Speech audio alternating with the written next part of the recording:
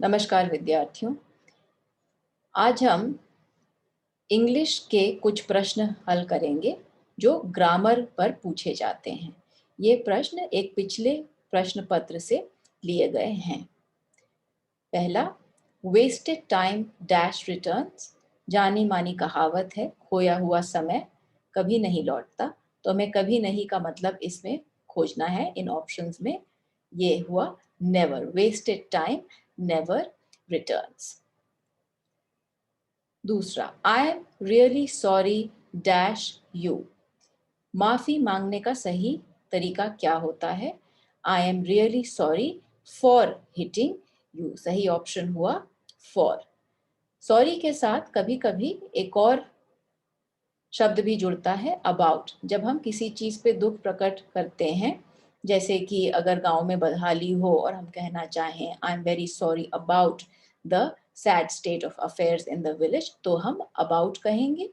एक खास प्रयोग होता है किसी की मृत्यु पर शोक प्रकट करना, उसमें फिर हम कहते हैं आई am really sorry for your loss. आमतौर पर माफी मांगने के लिए फॉर का प्रयोग करते हैं। जब हम शोक प्रकट कर रहे हैं तो माफी तो नहीं मांग रहे हैं, लेकिन वो एक खास यूज है सॉरी का जो ध्यान में रखना चाहिए। What do you think dash सूजन। इसमें सूजन के बारे में आपकी क्या राय है ये मांगी जा रही है, और इसके लिए सही प्रयोग होता है about. What do you think about सूजन। चौथा, grandma is arriving dash the 3:30 PM train. यहाँ पे हमें सही प्रेपोजिशन खोजना है। प्रेपोजिशन वो शब्द होता है जो दो संज्ञा के बीच का स्थानीय रिश्ता बताता है। तो ग्रैंडमा और ट्रेन के बीच का रिश्ता क्या है? ग्रैंडमा ट्रेन से आ रही हैं। एट का मतलब होता है ऊपर, ओवर का मतलब होता है ऊपर से, बाय का मतलब होता है द्वारा या से, और ऑन का मतलब फिर हो गया ऊपर। तो सही ऑप्शन हमारा हुआ by. Grandma is arriving by the 3:30 PM train. अगर यही रिश्ता खाली ग्रैंडमा और समय के बीच का होता तो हम एट कहते। Grandma is arriving at 3:30 PM, लेकिन हमारे प्रश्न में ग्रैंडमा और ट्रेन के बीच का रिश्ता जोड़ना है जो द्वारा शब्द बाय से सही मायने में आता है। पांचवा, choose the correctly spelled word. इसकी कोई ट्रिक नहीं है, खाली पढ़ने से, रीडिंग करने से इन शब्दों की स्पेलिंग याद होती है। सही स्पेलिंग है ABENIFICIAL। छठा, it's not dash to go. सही प्रयोग जानना है हमें सच का। अ लॉन्ग वे में संज्ञा हो गई वे, रास्ता, लॉन्ग माने लंबा। सच जोड़ने से इस विशेषण में और ताकत आ जाती है। रास्ता लंबा है और सच अ लॉन्ग वे माने बहुत ही लंबा है। कोई भी विशेषण जिस चीज को वर्णित कर रहा है उसके पहले आता है। तो सबसे पहले वे को वर्णित किया लॉन्ग ने, तो लॉन्ग वे के पहले आ गया। लेकिन अब इस पूरे समूह को हम वर्णित करना चाहते हैं, सच से जोड़ डालना चाहते हैं, तो सच इसके पहले आ गया। इस समूह को हम एकदम तोड़ेंगे नहीं, इसलिए अ सच वे लॉन्ग जिसमें समूह टूट गया, अ यहाँ चला गया, वे लॉन्ग इधर आ गया, ये गलत हो गया। अ वे लॉन्ग सच में भी समूह टूट गया तो गलत हो गया। अ लॉन्ग वे सच में समूह तो एक साथ है, लेकिन सच की पोजीशन सही नहीं है। सच जिस चीज को वर्णित कर रहा है उसके पहले आना चाहिए, और ये अरेंजमेंट हमें ए में मिलता है, इसलिए सही आंसर हुआ A. 7, dash to London by train yesterday. Yesterday मतलब बीते हुए समय की बात हो रही है। इसका सही ढांचा हुआ did Mary go to London by train yesterday. Go verb के साथ टू प्रपोजिशन लगता है, इस तरह से आप समझ सकते हैं कि ये सही उत्तर है। मेरी गो, मेरी गोज तो दोनों प्रेजेंट टेंस के कंस्ट्रक्शंस हो गए, तो वो तो yesterday के साथ लगेंगे नहीं। अब समझना ये है कि did मेरी went क्यों नहीं सही है। उसको समझने का तरीका ये है कि जब हमने did लगा दिया तो पास्ट टेंस बीते हुए समय का मतलब ऑलरेडी दे दिया हमने, इसलिए जो हमारी क्रिया है उसको हम दोबारा पास्ट टेंस में नहीं डालेंगे। डिड को पास्ट टेंस में डाल दिया तो इसको नहीं डालेंगे, इसलिए ए सही नहीं होगा, जिसमें वेंट को भी पास्ट टेंस में डाल दिया है, डिड को भी डाल दिया है। Did Mary go to London by train yesterday सही होगा। 8 he used to dash in the country. बीते समय में वो गांव में रहा करते थे। कंट्री के साथ जब द लग जाता है तो उसका मतलब देश नहीं होता है, उसका मतलब होता है गांव, खुले जगह में रहना। ही यूज्ड टू, जब टू आ गया तो मतलब उसके बाद जो क्रिया आएगी उसमें कोई बदलाव नहीं आएगा, उसको इन्फिनिटिव कहा जाता है। एज इट इज लिव, न उसमें डी जोड़ के पास्ट टेंस बनाया जाएगा, न विल जोड़ के फ्यूचर टेंस बनाया जाएगा, न हैड लिव्ड जोड़ के और भी बीता हुआ समय बनाया जाएगा, सिर्फ लिव रहेगा। टू के बाद कभी भी वर्ब में कोई बदलाव नहीं लाया जाता है, तो सही आंसर हुआ he used to live in the country, वो गांव में रहा करते थे। It cannot be denied dash will produce good results। सारे ऑप्शंस में वर्किंग हार्ड है तो मतलब हुआ कि इस बात को नकारा नहीं जा सकता कि मेहनत करने से अच्छे नतीजे मिलते हैं। It cannot be denied working hard will produce good results।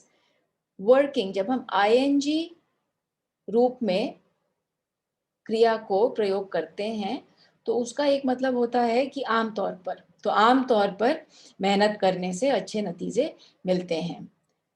Working so hard में हमें कुछ और भी कहना पड़ेगा। It can not be denied working so hard के आगे कुछ और जोड़ना पड़ता है जो कि इस वाक्य में नहीं है, इसलिए ये गलत हो गया। सच हार्ड तो कभी प्रयोग ही नहीं किया जाता है, ये सच का गलत प्रयोग है। हार्डली वर्क इसमें सही नहीं बैठेगा क्योंकि हम आम तौर की बात कर रहे हैं, इसलिए आईएनजी शब्द हमको जरूर चाहिए और इसमें आईएनजी नहीं है।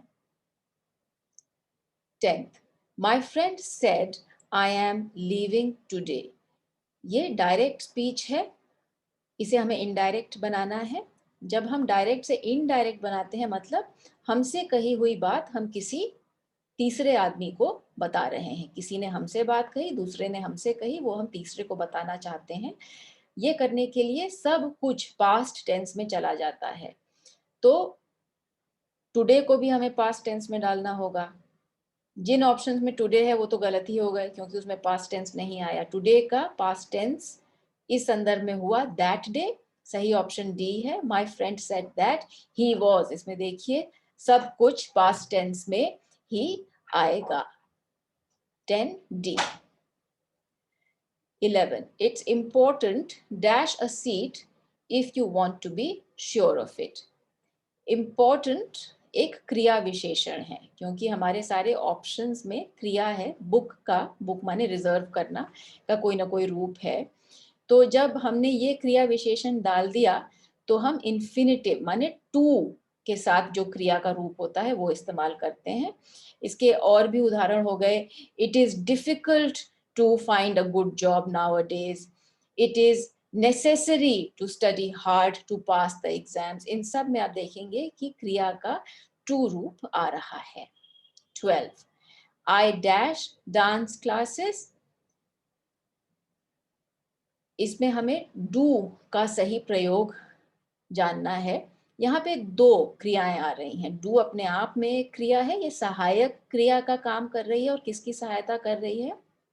ये जो मुख्य क्रिया है एंजॉय, किसी चीज में मजा लेना, मुझे नृत्य सीखने में मजा आता है, उसका उसकी सहायता कर रही है। इसका सही तरीका होता है कि हम मेन क्रिया को कुछ भी बदलाव नहीं करेंगे, इसलिए आईएनजी तो नहीं ही जोड़ेंगे।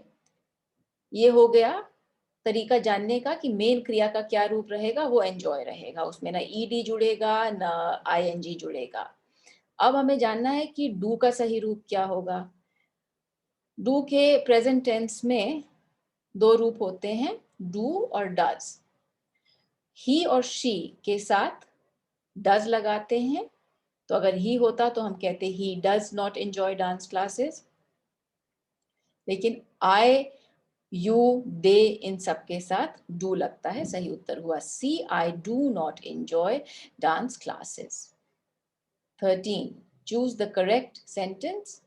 इसमें हमें सही ऑर्डर देखना है शब्दों का और इंफॉर्मेशन का सही रूप देखना है।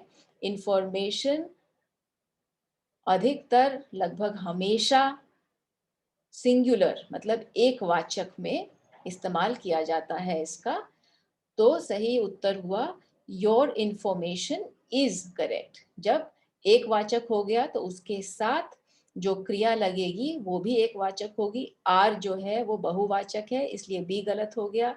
इंफॉर्मेशन में इंफॉर्मेशन बहुवाचक है, इसलिए वो गलत हो गया। तीसरे में क्रिया ही गलत है के लिए सही क्रिया इज होती है, हैज नहीं। तुम्हारी सूचना सही है, your information is correct. 14, he went dash in the river nearby। फिर हमारे पास दो क्रियाएं आ गईं, एक तो गो का पास्ट टेंस हो गया went। जब एक क्रिया का रूप हमने बदल दिया तो दूसरी क्रिया हम आईएनजी रूप में लेंगे। he went fishing today, sorry, he went fishing in the river nearby। 15, we dashed to the cinema last night। ये साधारण बीते हुए समय के बारे में बताने का तरीका है। We went to the cinema, गो शब्द का पास्ट टेंस होता है, went तो हो गया we went to the cinema last night। Last night से हमें पता लगता है कि ये बीता हुआ समय है, इसलिए गो तो एकदम ही हम हटा सकते हैं क्योंकि ये प्रेजेंट टेंस है। अब गॉन क्यों नहीं हुआ, क्योंकि गॉन हमेशा एक सहायक वर्ब के साथ आता है, हैव के साथ आएगा, अकेले में नहीं इस्तेमाल होता है। हैड गॉन सही हो सकता है लेकिन उसके लिए हमें संदर्भ चाहिए होगा, यानी कि we had gone to the cinema last night when our friends arrived. हम सिनेमा देखने गए हुए थे जब हमारे मित्र घर पहुंचे, लेकिन बिना संदर्भ के सही वेंट ही होगा। 16, do you understand what I mean. ये डायरेक्ट स्पीच है, एक्टिव स्पीच है, इसे हमें पैसिव करना है। पैसिव में हम क्रिया को पास्ट टेंस में डाल देते हैं और उसके साथ सही वर्ब डाल देते हैं। Is what I mean understood by you. Do की जगह इज हो गया और अंडरस्टैंड की जगह अंडरस्टूड हो गया। एक्टिव स्पीच में यू पहले था और पैसिव स्पीच में जो बात कही जा रही है वो पहले आ गई, is what I mean understood by you, और यू एकदम आखिर में चला गया। एक्टिव स्पीच में व्यक्ति की प्रधानता होती है और पैसिव स्पीच में जो किया जा रहा है उसकी प्रधानता होती है। Dash I open my window. इसमें कोई व्यक्ति प्रश्न पूछ रहा है, क्या मैं खिड़की खोल लूं। इसका साधारण तरीका है should I open my window. Must I open my window grammatically तो सही है, व्याकरण के नजरिए से सही है, लेकिन इसके लिए संदर्भ चाहिए। बिना संदर्भ के हम कहेंगे should I open my window. संदर्भ क्या हो सकता है, जैसे किसी को आदेश दिया गया हो और उसको मन ना हो वो आदेश मानने का, तो बोलेगा must I open my window, क्या खोलना ही पड़ेगा। साधारण रूप में अगर हम अनुमति मांग रहे हो, पूछ रहे हो, तो कहेंगे should I open my window, क्या मैं खिड़की खोल सकती हूँ, should I open my window. अगर हम मस्ट कहेंगे तो मतलब हो जाएगा क्या मुझे खिड़की खोलनी ही पड़ेगी, जो कि किसी खास स्थिति में ही एप्लीकेबल होगा। 18. That which cannot be avoided. Choose the right word. इसमें हमें वोकैब्युलरी बिल्ड करनी होगी जो आप अपने लिटरेचर के लेसन्स पढ़ने से बढ़ा सकते हैं, डिक्शनरी देख सकते हैं। ये शब्द होता है इनएविटेबल, जिसको अवॉइड नहीं किया जा सकता, जिस अनहोनी से बचा नहीं जा सकता, जिस होनी से बचा नहीं जा सकता। INEVITABLE, inevitable. 19. The train is very crowded. That is usual. Train भरी हुई है, ये आम बात है। इन दो शब्दों को हमें जोड़ना है। इनको जोड़ने का सही तरीका होगा कि हम समझें कि क्या बात आम है। बात आम ये है कि भीड़ भाड़ है, क्राउडेड है, माने कि क्राउडेड को हमें वर्णित करना है और इसे वर्णित करने का तरीका होता है क्रिया विशेषण लगाना। यूजुअल को क्रिया विशेषण हम बनाएंगे कैसे, एल वाई लगा के। दैट इज यूजुअल की जगह हम यूजुअली लिख सकते हैं, तो सही ऑप्शन हो गया the train is usually very crowded.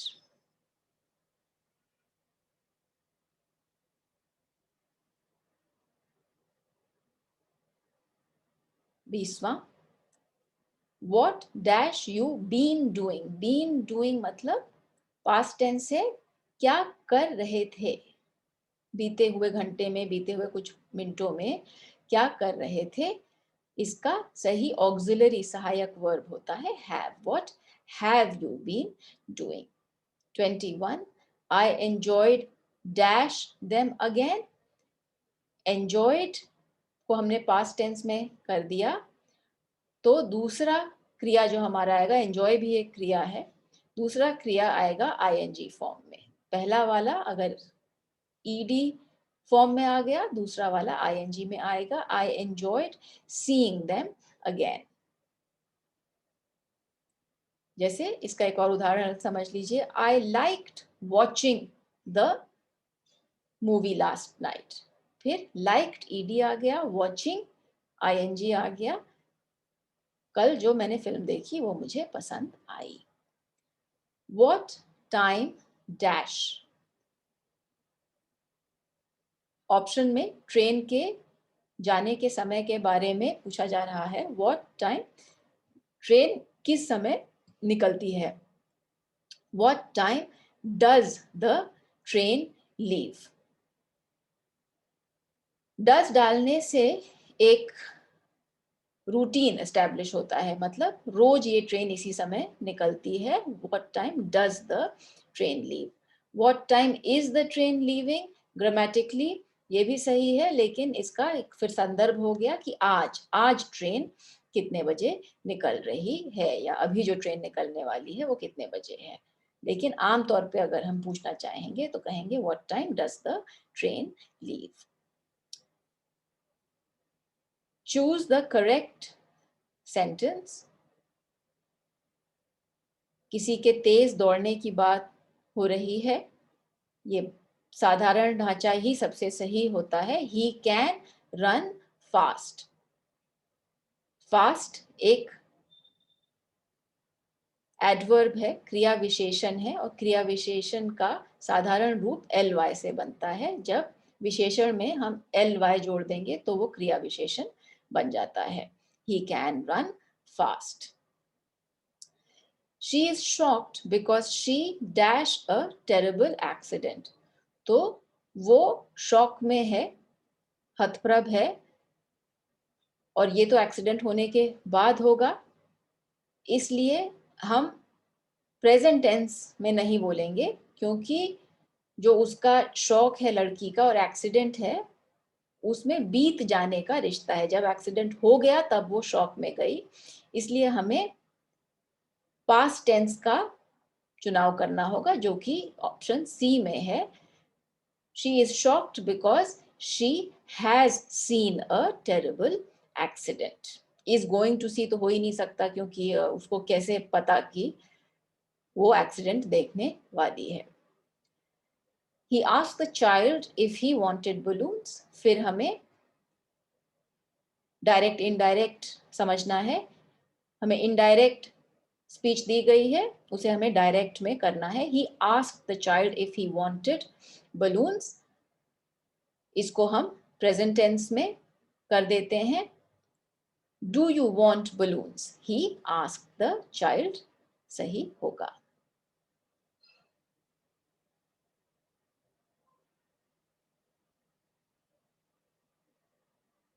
26. Choose the correct sentence. I am not used to shouting. Used to का मतलब किसी चीज की आदत होना। सही कंस्ट्रक्शन ये है, I am not used to shouting. मेरी आदत नहीं है चीखने चिल्लाने की। जब used to हम कर देंगे उसके बाद ing फॉर्म आता है, और ये खाली पहले ऑप्शन में है। I am not used by. used by गलत प्रयोग है। किसी चीज की आदत होने का सही फ्रेज होता है used to। 27. We drove dash the desert. फिर हमें सही preposition ढूंढना है। हम रेगिस्तान के द्वारा निकल गए। We drove dash the desert. Aboard का मतलब होता है ऊपर, बियॉन्ड मतलब उसके आगे निकल जाना, अक्रॉस मतलब पार करना, अबव फिर ऊपर रहना। तो रेगिस्तान के पार हम गए, तो we drove across the desert. Choose the correctly spelt word. Employed की सही स्पेलिंग होती है EMPLOYED। 29. Did you remember dash the letter? यहाँ पे दो क्रियाओं का प्रयोग है। जब दो क्रियाओं का प्रयोग होता है तो दूसरी क्रिया का टू रूप, इन्फिनिटिव रूप लगता है। Did you remember to post the letter? 30. Have my orders been carried out by you?